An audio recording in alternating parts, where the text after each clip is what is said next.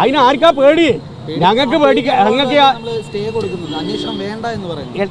ആകെ ഹൈക്കോടതിയുടെ കേസാണെങ്കിൽ ഹൈക്കോടതി തന്നെ ഇന്നലെ ചോദിച്ചു കഴിഞ്ഞു, ഈ അന്വേഷണത്തിൽ ഭയമില്ലെങ്കിൽ പിന്നെ എന്തിനാണ്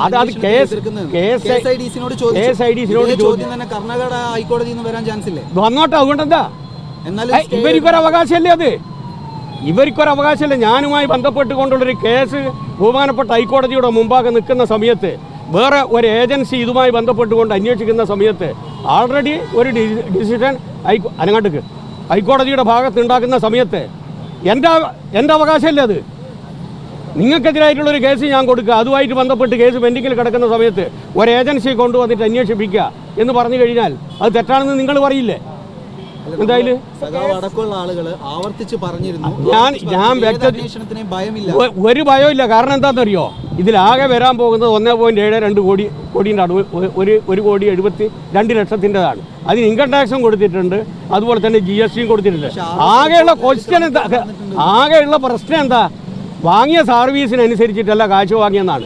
അത് തെളിയിക്കേണ്ടവർക്ക് തെളിയിച്ചോളാം, തെളിയിക്കേണ്ട ആൾക്കാർ. അതിനെപ്പറ്റി നിങ്ങൾ വേദാണ്ട. ഈ അത് SFI തന്നെ കണ്ടുപിടിക്കട്ടെ, SFI തന്നെ കണ്ടുപിടിക്കട്ടെ. സ്റ്റേ കൊടുത്തിരിക്കുകയാണ്.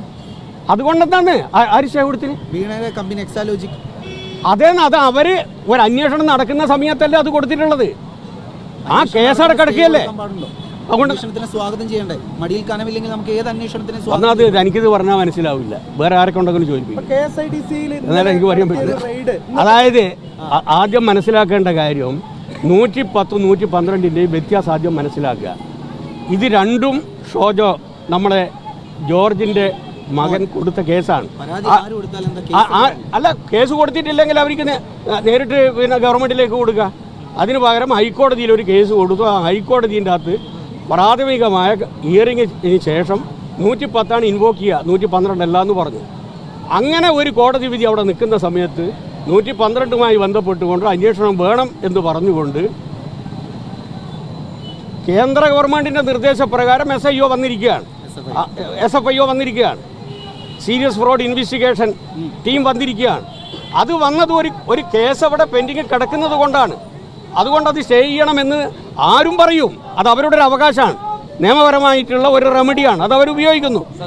പക്ഷേ ഇത് എങ്ങനെ കോടതിയിൽ വന്നു കഴിഞ്ഞാലും ഞാൻ നേരത്തെ പറഞ്ഞു, കുട്ടിയോട് ഞാൻ നേരത്തെ പറഞ്ഞു, ഞങ്ങൾക്കിതിൽ യാതൊന്നും പേടിക്കാനില്ല. ഇത് കാശ് വാങ്ങിയിട്ടുള്ള ആൾക്കാരുണ്ടല്ലോ, ഇതിൽ പുറത്ത് വരട്ടെ, നിങ്ങൾ കാണാൻ പോകുന്നതല്ലേ, നമ്മളിതിനെ പേടിക്കുന്നത്. കാശ് വാങ്ങിയിട്ടുള്ള രാഷ്ട്രീയ പാർട്ടികളുടെ പേരതിലുണ്ടല്ലോ, വാങ്ങിയതിന് രേഖയുണ്ടല്ലോ, വരട്ടെന്ന് നമ്മളിതിനെ പേടിക്കുന്നത്. ശരി, ചില തെളിവുകൾ കിട്ടിയിട്ടുണ്ട്, അതുകൊണ്ടാണ് ഇപ്പോൾ അന്വേഷണം സ്റ്റേ ചെയ്യുന്ന രീതിയിലേക്കുള്ള ആരോപണങ്ങൾ. അതൊക്കെ പിന്നെ ഇതിനൊന്നും മറുപടി അറിയിക്കുന്നത്. അവർ നന്നായിട്ട് അന്വേഷിച്ച് കഴിഞ്ഞാൽ ഞെട്ടിക്കുന്ന വിവരം അവർ പുറത്തു കൊണ്ടുവരുമെന്നാണ് ഞാൻ വിശ്വസിക്കുന്നത്. നല്ല രൂപത്തിൽ തന്നെ അന്വേഷണം പോകുമെന്ന വിശ്വാസമാണ് എനിക്കിപ്പോൾ ഉള്ളത്. ഞാൻ വിശ്വസിക്കുന്നുണ്ടോ ഇല്ലയോ എന്നുള്ളതല്ല ഇപ്പോഴുള്ള പ്രശ്നം. അത് ഞാൻ പറഞ്ഞില്ലേ, കേന്ദ്രത്തിൻ്റെ ഏത് ഏജൻസികളും അന്വേഷിക്കുന്നതിന് ഞങ്ങൾക്ക് യാതൊരു തടസ്സവും ഇല്ല. അന്വേഷിക്കട്ടെ. പണ്ട് മോൻ ഓർമ്മ ഉണ്ടോ എന്നുള്ളത് അറിയില്ല, നമ്മൾ ഗോൾഡുമായി ബന്ധപ്പെട്ടുകൊണ്ട് കേന്ദ്ര ഏജൻസികൾ വന്ന് അന്വേഷിക്കണമെന്ന് ആരാ പറഞ്ഞത്? കേരളത്തിൻ്റെ മുഖ്യമന്ത്രിയല്ലേ. അന്വേഷണം നടന്നില്ലേ? 3 ചാർജ് ഷീറ്റ് കൊടുത്തില്ലേ കുട്ടി? ബഹുമാനപ്പെട്ട മുഖ്യമന്ത്രിൻ്റെ പേര് അതിലുണ്ടോ? ഇല്ലല്ലോ. അപ്പോൾ കേന്ദ്ര അന്വേഷണങ്ങളെ ഭയപ്പെടുന്നില്ല? ഒരന്വേഷണത്തെയും ഞങ്ങൾ ഭയപ്പെടുന്നില്ല, ഒരന്വേഷണത്തെയും ഭയപ്പെടുന്നില്ല. അത് അവരോട് പറഞ്ഞെടുക്കും കേട്ടോ. ഓക്കെ. അതെ, അതിൽ BJP എന്നുള്ള പേര് കേൾക്കുമ്പോൾ, RSS എന്നുള്ള പേര് കേൾക്കുമ്പോൾ മൂത്രമൊഴിച്ചു പോകുന്നൊരു പാർട്ടിയാണ് ഈ BJP. അതിൻ്റെ ഭാഗമായിട്ടാണ് കർണാടക ഗവൺമെൻറ് പോലും ഈ സമരത്തെ അഭിനന്ദിക്കുകയാണ് ചെയ്തത്.